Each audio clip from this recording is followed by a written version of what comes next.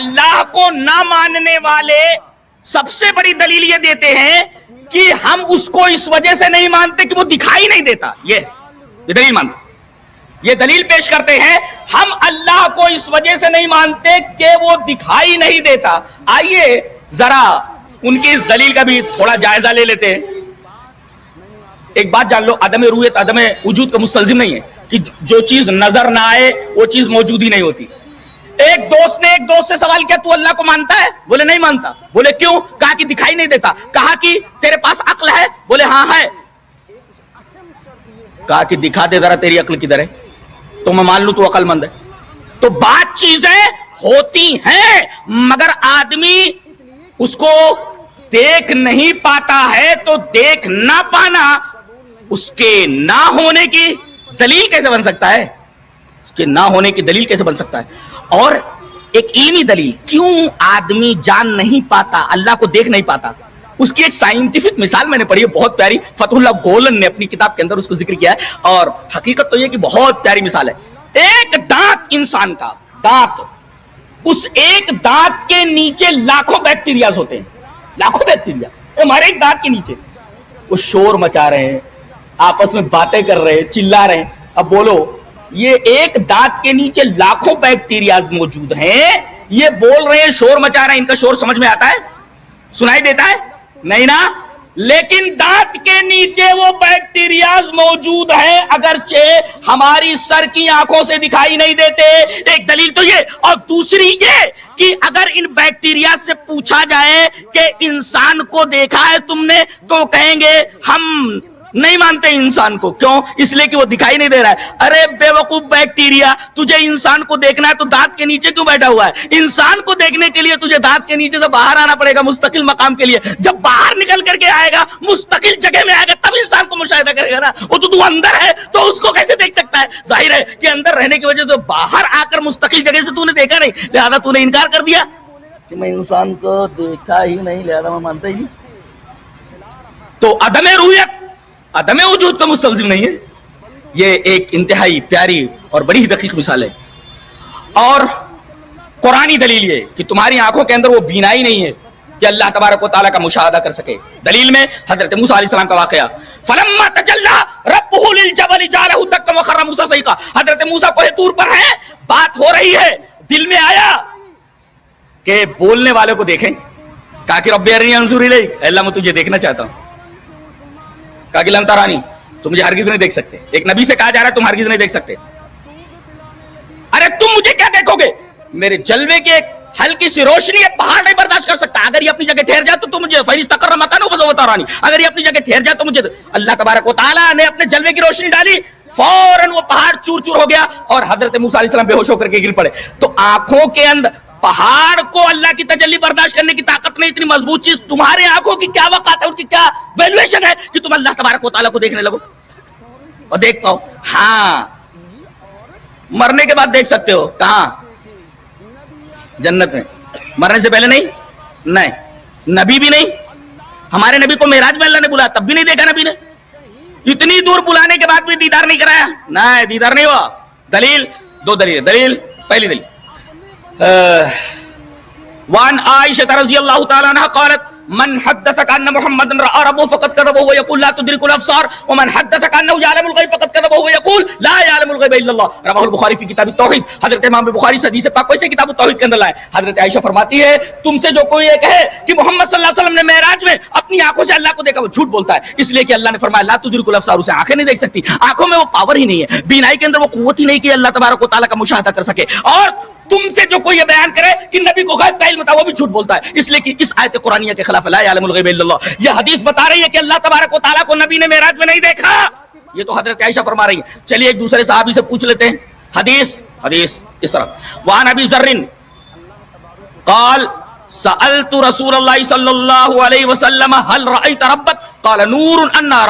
رواہ مسلم کی کتاب الایمان. حضرت امام مسلم اس حدیث پاک کو ایسے کتاب الایمان کے اندر لائے. حضرت ابو ذر غفاری نبی کریم صلی اللہ علیہ وسلم کی خدمت میں حاضر ہوتے, کہا اے اللہ کے رسول آپ کو اللہ نے اپنے پاس بلایا, ساتوں آسمانوں کی سیر کرائی, جنت کا مشاہدہ کرایا, جہنم کا مشاہدہ کرایا, آپ نے اللہ تبارک و تعالیٰ کی بڑی بڑی نشانیاں دیکھی, ساری چیزیں دیکھی. سوال یہ ہے کہ جس نے بلایا تھا اس کو دیکھا کہ نہیں؟ ہر رائے ربک, بڑا پیارا سوال ہے, صحابی پوچھ سکتا ہے, صحابی پوچھ سکتا ہے.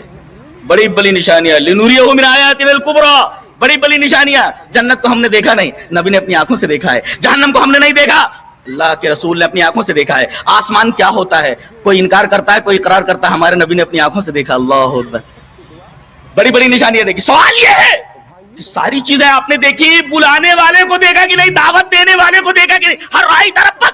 اللہ کے رسول نے فرمایا نور ننارا, وہ تو نور ہے, میں بھلا اس کو کیسے دیکھ سکتا ہوں؟ آپ نے فرما دیا کہ میں نے نہیں دیکھا. یہاں ٹھہر کر ایک نقطہ حل کروں. نبی کریم صلی اللہ علیہ وسلم فرما رہے وہ نور ہے. ارے نور تو مخلوق ہوتا ہے, تو اللہ مخلوق کیسے ہے؟ نور تو مخلوق ہے نا. بہت دقیق نقطہ بیان کرنے جا رہا ہوں, اور عقیدے کے بڑے سارے مسائل حل ہو جائیں گے اس سے, اگر یہ سمجھ میں آ جائے تو.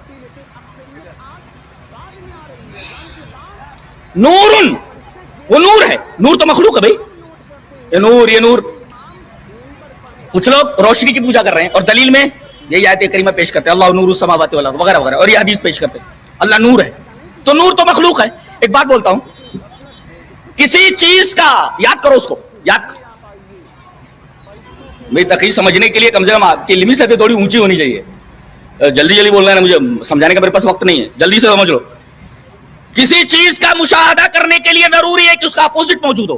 جی, روشنی کا مشاہدہ ہم کر رہے ہیں, اپوزٹ موجود ہے کہ نہیں؟ اندھیرا. ہاں, ہم ایک ناٹے آدمی کو دیکھ کر کے مشاہدہ کر رہے ہیں, اس کا دیکھ رہے ہیں, اس لیے کہ اس کے مقابلے میں لمبا موجود ہے. ایک عورت کو دیکھ رہے ہیں, اس کے مقابلے میں مرد موجود ہے. دنیا کی کسی شے کا مشاہدہ اس صورت میں ہوتا ہے جب اس کا کوئی اپوزٹ موجود ہو. اگر اپوزٹ موجود نہ ہو, شے کا مشاہدہ نہیں ہو سکتا. شے کا مشاہدہ نہیں ہو سکتا. دنیا میں یہی حال ہے تمام چیزوں کا, لیکن اللہ تبارک و تعالیٰ کا کوئی مقابل نہیں ہے. لہذا وہ اپنے آپ کو اگر نور کہہ رہا ہے تو نور اس کی صفت ہے, اس نور کا بھی کوئی مقابل نہیں ہے. لہذا کوئی مقابل نہیں ہے اس کے نور کا. لہذا یہ کہا جا سکتا ہے کہ اللہ تبارک و تعالیٰ کی صفت نور ہے, اس کا کوئی مقابل نہیں ہے. دنیا کی تمام چیزوں کا اپوزٹ موجود ہے, اس کا مقابل موجود ہے, لیکن اللہ تبارک و تعالیٰ کو کوئی مقابل نہیں. لہذا اس کی تمام صفات کا کوئی مقابل نہیں. لہذا ہم جو نور دیکھتے ہیں یہ وہ نور نہیں ہے جس نور کے بارے میں اللہ تبارک و تعالیٰ نے بتایا کہ میں نور ہوں.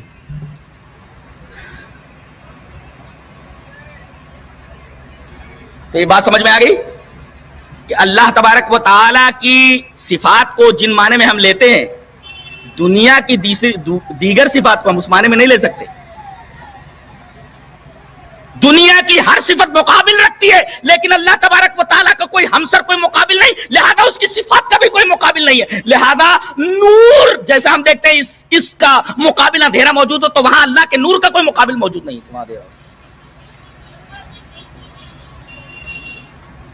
تو حضرت ابو ذر غفاری کہہ رہے کہ اللہ کے رسول آپ وہاں گئے, بلانے والے نے آپ کو بلایا, ساری چیزیں دکھا دی, اپنے آپ کو دکھایا کہ نہیں اللہ کو دیکھ کر کے آئے ہیں آپ؟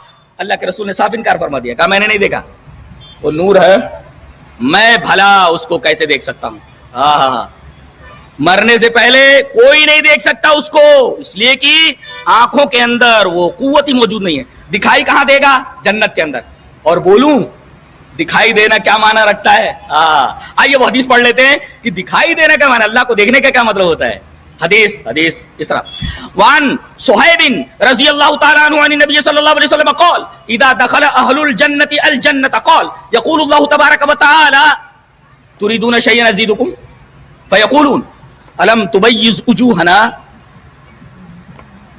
الم تدخلنا الجنة وتنجنا من النار قال فيكشف الحجاب فما اوتوا شيئا احب اليهم من النظر الى ربهم عز وجل. رواہ مسلم فی کتاب الایمان. حضرت امام مسلم رحمہ اللہ اس حدیث پاک کو بھی کتاب الایمان کے اندر لائے. راوی حضرت صہیب رومی ہے. حضرت صہیب فرماتے ہیں کہ نبی کریم صلی اللہ علیہ وسلم نے ارشاد فرمایا کہ تمام جنتی جب جنت میں داخل ہو جائیں گے تو ایک دفعہ اللہ ان سے پوچھے گا تريدون شيئا ازيدكم, do you want anything more, کچھ اور چاہیے؟ تريدون شيئا ازيدكم, کچھ اور چاہیے؟ جنتی فرمائیں گے کہ اللہ آپ کیا چاہیے؟ الم تبیض وجوہنا, کیا تو نے ہمارے چہرے روشن نہیں کیے؟ الم تدخل الجنہ، کیا جنت جیسی نعمت تو نے عطا نہیں کی؟ ارے جنت ملنے کے بعد اب کس چیز کی ضرورت اور کس چیز کی تمنا کرے؟ جنت نام ہی ہے تمناؤں کی تکمیل کا، مکان تسکین تمنا، مقام تکمیل آرزو کا نام، اس لیے کہ دنیا کے اندر آدمی کی کوئی تمنا پوری نہیں ہوتی۔ غالب نے بالکل صحیح کہا، ہزاروں خواہشیں ایسی کہ ہر خواہش پہ دم نکلے، بہت نکلے میرے ارمان لیکن پھر بھی کم نکلے۔ ہاں، آدمی کو بچپن ملا تھا بچپن چلا گیا، جوانی ملی تھی جوانی چلی گئی، اور بڑھاپا آ گیا اب آگے موت ہے۔